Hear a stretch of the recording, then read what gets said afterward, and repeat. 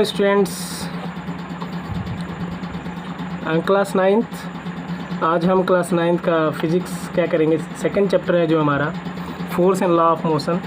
उसमें क्या करेंगे उसको हम पढ़ेंगे। तो उसमें क्या क्या टॉपिक हम कवर करने वाले हैं, तो उसमें हम न्यूटन का जो सेकंड लॉ है, न्यूटन का सेकंड लॉ और उसके एप्लीकेशंस और न्यूटन का थर्ड लॉ, ये तीनों टॉपिक हम क्या करने वाले हैं, कवर करने वाले हैं। तो चलिए बिना लेट किए हम कवर करते हैं।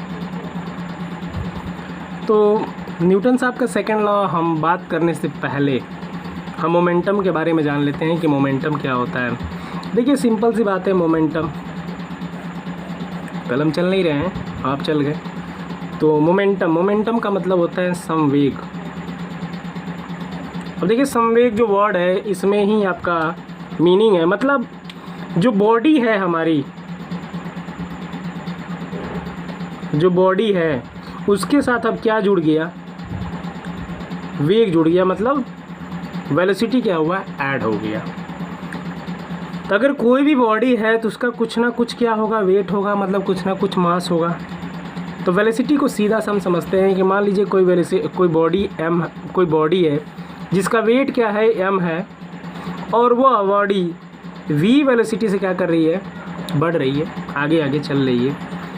तो मोमेंटम को कैसे डिफ़ाइन किया गया है, तो मोमेंटम को डिफ़ाइन किया गया यहाँ पे कि मोमेंटम ऑफ एन ऑब्जेक्ट, मतलब किसी बॉडी के मोमेंटम को हम डिफ़ाइन कर सकते हैं कि the product of its mass यम and the velocity is known as the momentum.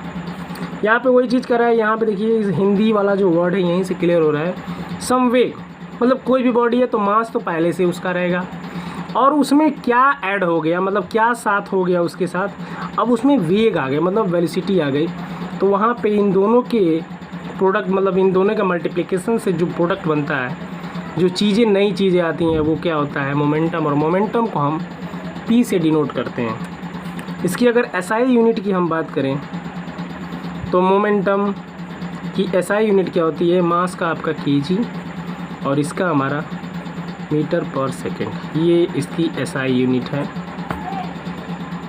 इसका अगर एप्लीकेशन की बात करें, जैसे मान लीजिए मोमेंटम की बात कर रहे हैं, तो मान लीजिए कोई भी बॉडी होगी तो उसका कुछ ना कुछ वेट होगा, ये पहले से है। जैसे मान लीजिए कोई छोटा बॉटल है, उस छोटे बॉटल से हम आप पर क्या करते हैं, वार करते हैं।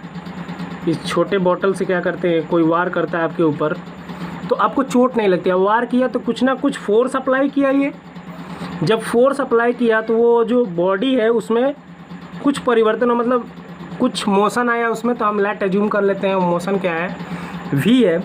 तो ये जो मोशन v है और बॉडी का वेट m, इन दोनों के जब मल्टीप्लाई हुआ, मतलब दोनों जब मिक्स हुए तो क्या मिला, वो बॉडी में एक एनर्जी पैदा हुई, एक मोमेंट क्रिएट हुआ, जिसकी वजह से आपको चोट लगी लेकिन उतना महसूस नहीं हुआ।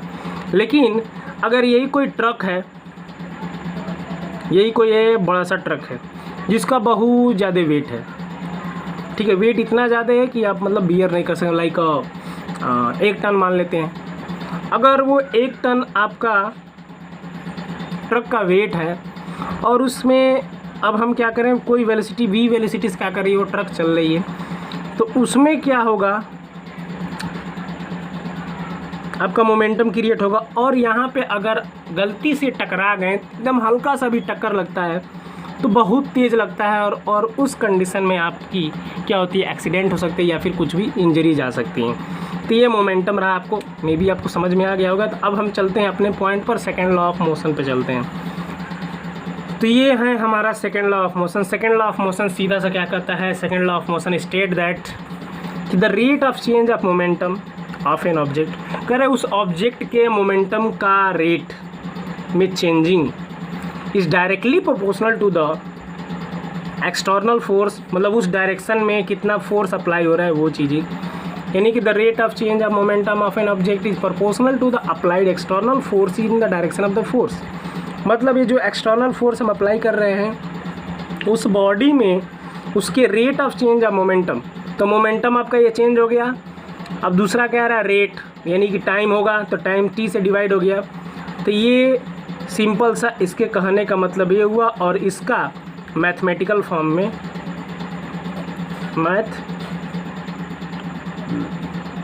मैथमेटिकल फॉर्म में इसको हम ऐसे बता सकते हैं, ऐसे लिख सकते हैं। ये इसका स्टेटमेंट हो गया थियरी और ये इसका मैथमेटिकल फॉर्म हो गया, इतना बस। अब इसको मैथ के फॉर्म में देखते हैं कि मतलब कैसे डिराइव करते हैं सेकेंड लॉ ऑफ मोशन को। तो एज्यूम करते हैं लेट कोई बॉडी है जिसका मास क्या है, m है। कुछ समय बाद आफ्टर टी टाइम बाद क्या होता है, बॉडी का वेट क्या हो जाता है, वही m ही रहता है, लेकिन उसकी जो फाइनल वेलोसिटी है क्या, सॉरी यहाँ पे जो बॉडी है उसका वेट क्या है, m है, और यहाँ पे इनिशियल वेलोसिटी क्या है, u है। टी टाइम बाद उसकी फाइनल वेलोसिटी क्या हो जाती है, m हो जाती है, बॉडी का वेट वही रहता है। तो यहाँ पे मोमेंटम क्या हो गया हमारा, मान लेते हैं p1 है, और यहाँ पे मोमेंटम क्या है हमारा, p2 है। तो p1 मोमेंटम यहाँ से दोनों का मल्टीप्लाई होगा तो m ही हो जाएगा, और p2 का यहाँ पे m भी हो जाएगा। और हमने कोई फोर्स अप्लाई किया तो बॉडी में मोशन आया, और टी टाइम बाद वो क्या हो गया, v हो गया। तो अब नेक्स्ट लेवल पे चलते हैं हम। तो अभी मैंने बताया है कि दो ऑब्जेक्ट हैं जिसका मास क्या है, m है, तो उसी को यहाँ पे स्टेटमेंट में लिखा गया है। Late assume an object of mass, मतलब कोई ऑब्जेक्ट है जिसका मास क्या है, m है, is moving along a straight line with the initial velocity u. After t time with uniform acceleration, velocity क्या हो जाती है, v हो जाती है, बाई अप्लाई एक्सटर्नल फोर्स, मतलब कोई फोर्स अप्लाई करते हैं तो then initial momentum of an object p1 होगा, sorry initial momentum of an object क्या होगा, p1 मतलब mu, और फाइनल मोमेंटम क्या होगा, p2 मतलब mv।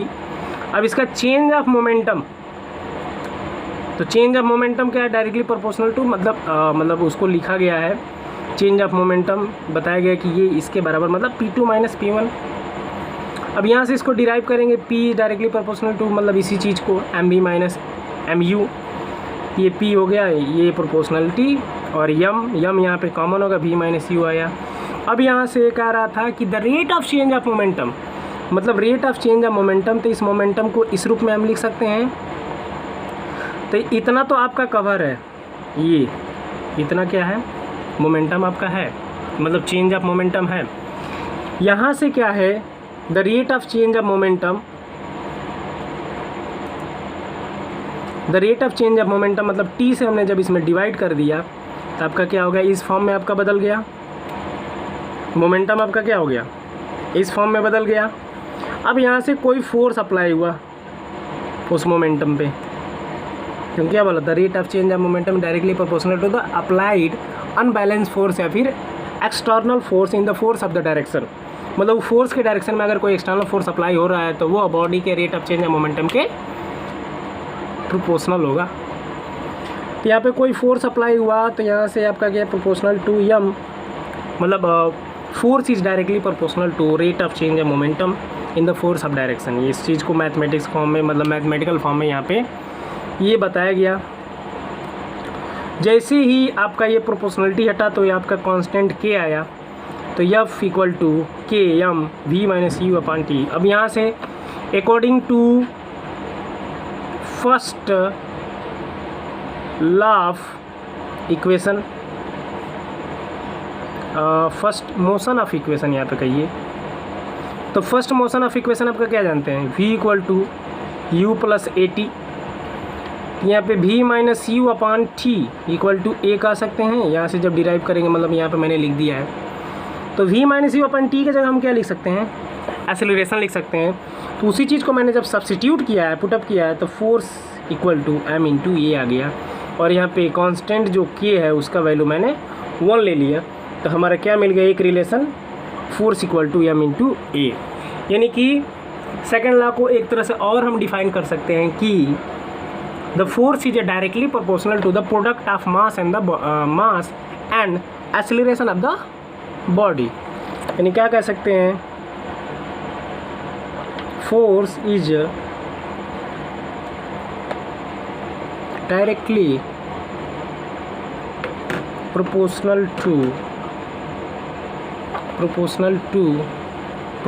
to product of mass and acceleration of body.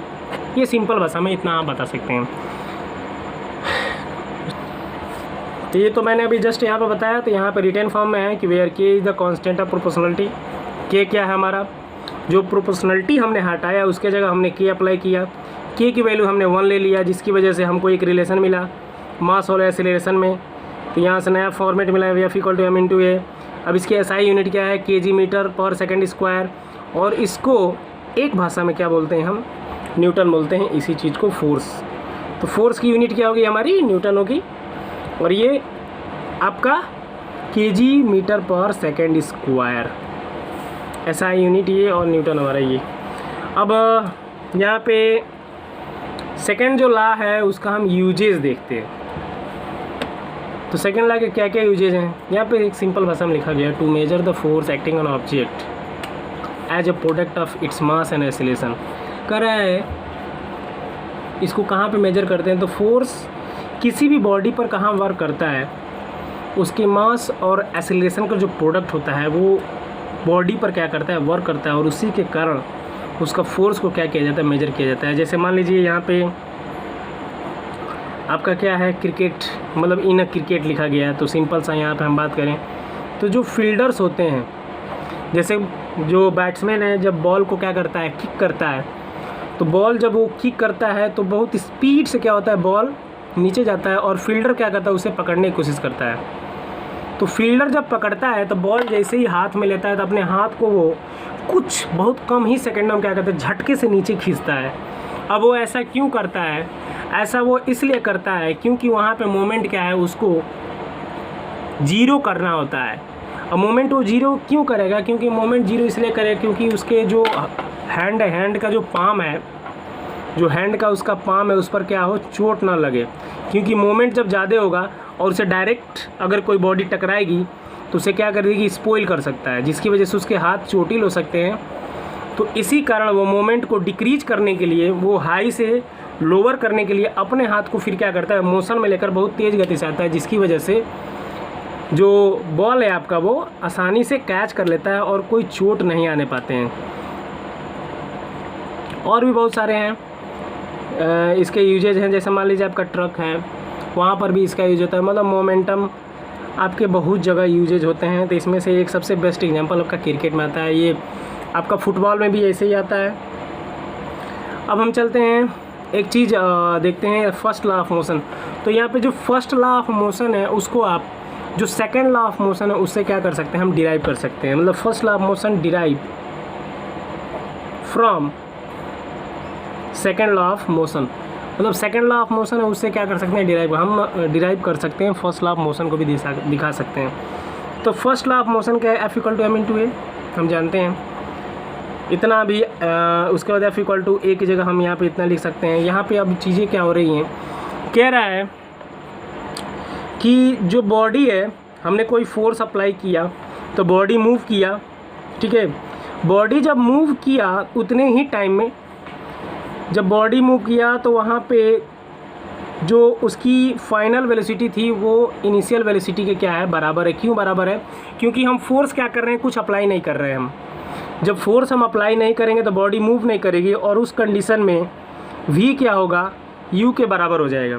जब v u के बराबर हो जाएगा, यहाँ पर लिखा भी गया कि then v = u for whatever t, मतलब जो भी टाइम t हो, then object will be move continuously with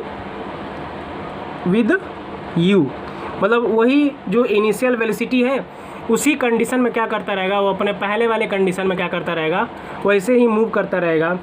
तो मूव अगर करता रहेगा तो ये u = हम भी दिखा चुके हैं यहाँ पे। तो अगर हमारा जो इनिशियल वेलोसिटी है वो u = 0 हो जाए तो देन हम कह सकते हैं फाइनल वेलोसिटी भी क्या होगी, 0 हो जाएगी। और इस कंडीशन में हमारा जब ये दोनों आपके 0 हो गए तो हमारा जो ये जो फोर्स है आपका वो क्या हो जाएगा, 0 हो जाएगा। मीन्स इसका मतलब क्या हुआ, जो ऑब्जेक्ट है वो अब क्या रहेगा, वैसे की वैसे कांस्टेंट पोजीशन में रहेगा। मतलब रेस्ट में है तो रेस्ट में रहेगा, और अगर मूव कर रहा है तो मूव ही करता रहेगा। यहाँ पे देखिए रेस्ट पोजीशन में हो गया।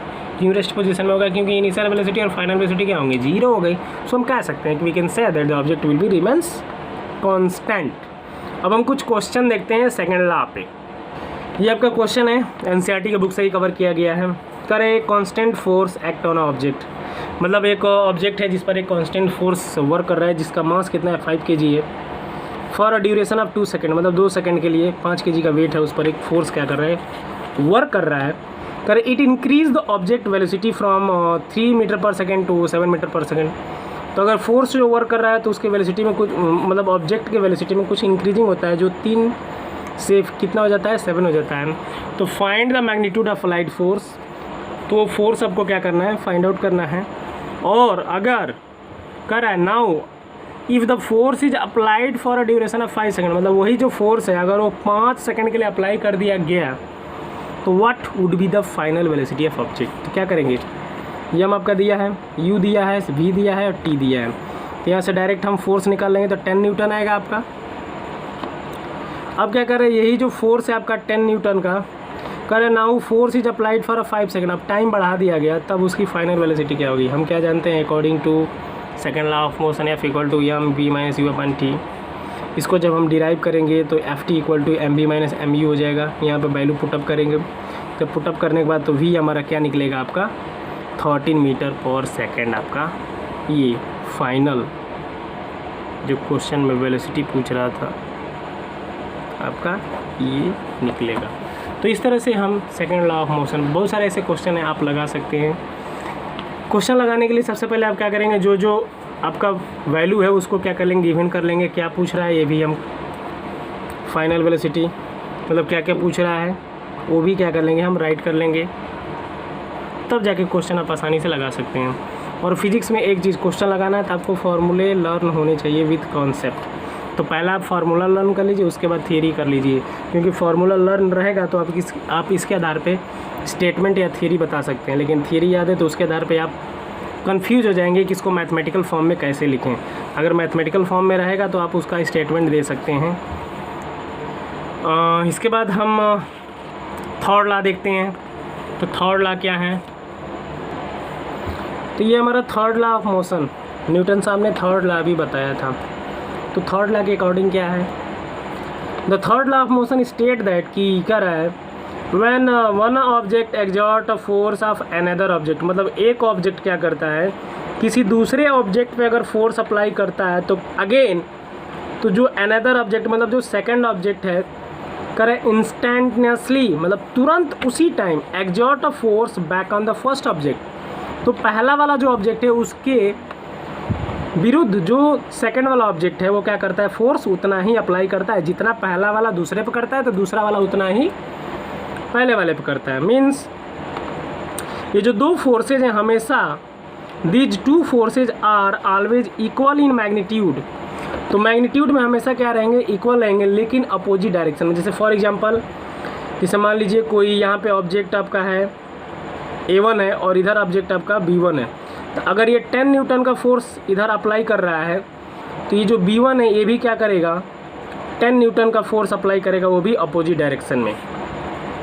और ये दोनों का मैग्नीट्यूड क्या है आपका सेम है, लेकिन डायरेक्शन क्या है, अपोजिट रहेगा। यही थर्ड लॉ ऑफ मोशन है।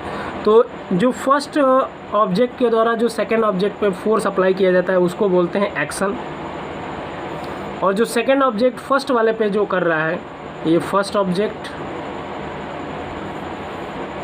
और ये हमारा सेकंड ऑब्जेक्ट। तो सेकंड ऑब्जेक्ट क्या कर रहा है, फर्स्ट वाले पे जो फोर्स अप्लाई कर रहा है उसको बोलेंगे हम रिएक्शन।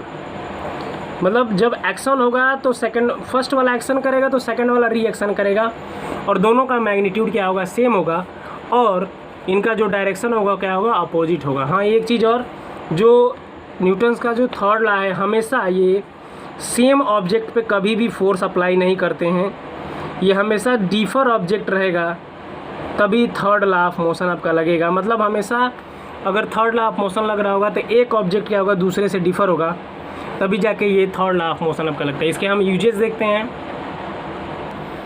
तो न्यूटन साहब का जो थर्ड लॉ है उसके हम क्या करते हैं, एप्लीकेशन देखते हैं। तो एग्जांपल समझते हैं कि कहाँ कहाँ पे हम न्यूटन साहब के थर्ड लॉ को हम एक्सपीरियंस करते हैं, मतलब फील करते हैं। तो फॉर एग्जांपल फर्स्ट हम देखते हैं, करें व्हेन यू जंप, किसी नाव से आप क्या करते हैं, जंप करते हैं, किसी नाव से क्या करते हैं आप जंप करते हैं पानी में, तो जैसे ही आप नाव से जंप करते हैं तो आपका जो लेग है वो क्या करता है, वो भी अब उतना ही फोर्स क्या करता है उस जो नाव है उस पर क्या करता है अप्लाई करता है। तो आप क्या करते हैं इधर चले जाते हैं। तो when you jump your legs apply a force to the ground, मतलब जैसे ही आप जंप करते हैं तो आपका जो लेग्स है वो ग्राउंड पर क्या करता है उतना ही फोर्स क्या करता है अप्लाई करता है। एंड द ग्राउंड अप्लाई, फिर जो ग्राउंड है वो आपके लेग्स पर क्या करता है उतना ही फोर्स अप्लाई करता है जितना आपने फोर्स अप्लाई किया था। और ये जो फोर्स है वो इक्वल होता है लेकिन डायरेक्शन में क्या होता है अपोजिट होता है। And that propels you into the air, और आपको क्या करता है एयर में प्रोपेल कर देता है, मतलब धक्का दे देता है। आपको क्या करता है धक्का देता है, जिसके कारण आप क्या करते हैं जंप कर जाते हैं। सेम यही प्रक्रिया क्या होती है, आप जब नाव से कूदते हैं तो आपका पैर क्या करता है नाव को पीछे थोड़ा सा धक्का मारता है, फिर जो नाव है आपके पैर पर क्या करता है उतना ही मैग्नीट्यूड, मतलब जितना फोर्स आपने अप्लाई किया उतना ही मैग्नीट्यूड उतना ही फोर्स क्या करता है आपके पैर पर अप्लाई करते हैं, जिसके कारण आप आगे बढ़ जाते हैं और छलांग लगा के कूद जाते हैं। यहाँ पे एक चीज़ और कह रहा है कि engineers apply Newton's third law of designing rockets and other projectile device. जो इंजीनियर्स होते हैं मतलब जो एरो स्पेस में जो रॉकेट्स बनाए जाते हैं, जो प्रोजेक्टाइल डिवाइस बनाए जाते हैं, जो डिजाइनिंग किया जाता है उसमें थर्ड लॉ का क्या किया जाता है यूज किया जाता है। अब इसके बाद हम सेकंड लॉ देखते हैं, सेकंड लॉ का क्या क्या अप्लाई होता है। तो हमारे डेली लाइफ में Newton second law is apply in daily life to great extent, मतलब हम सेकंड लॉ जो है न्यूटन साहब ने जो दिया था उनके अप्लाई को, मतलब जो उनके एग्जांपल्स हैं हम अपने डेली लाइफ में रोज़ देखते हैं। फॉर एग्जांपल जैसे वन रेसिंग, मतलब जो रेसिंग कार होते हैं, the engineers try to keep the mass of cars as low as possible. जो इंजीनियर्स होते हैं मतलब जहाँ पे कार डिज़ाइन किया जाता है वो ये कोशिश करते हैं कि कार का वेट क्या हो, बहुत जितना ज़्यादा से ज़्यादा कम हो सके उतना ज़्यादा कम हो, क्योंकि जब मास क्या रहेगा कम रहेगा तो उसकी स्पीड क्या होगी ज़्यादा होगी, मतलब थोड़ा सा भी अगर फोर्स अप्लाई होगा तो उसकी स्पीड क्या होगी बहुत ज़्यादा होगी, और कार अब क्या होगा आपका बुलेट की स्पीड से क्या होगा भगेगा। तो ये मोमेंटम के कारण होता है ये, तो मतलब यहाँ पे सेकंड लॉ आपका दिख रहा है। इसके बाद और क्या कह रहा है वही चीज़ यहाँ पे एक्सप्लेन कर रहा है कि लो मास विल इम्प्ली मोर एसिलेशन। जो लो मास रहता है वो क्या करता है एसिलेशन को इम्प्लाई करता है, मतलब ज़्यादा मात्रा में, और एसिलेशन जब ज़्यादा मात्रा में आएगा तो जो कार है वो हाई स्पीड में जाएगी, और जो रेसर्स होते हैं वो क्या होते हैं उनकी जीतने की चांसेस क्या होते हैं ज़्यादा होते हैं। तो इस वीडियो में हमने सेकंड लॉ देखा, थर्ड लॉ देखा, उसके एप्लीकेशंस देखें, एग्जांपल्स देखें। हम मिलते हैं नेक्स्ट वीडियो में, धन्यवाद।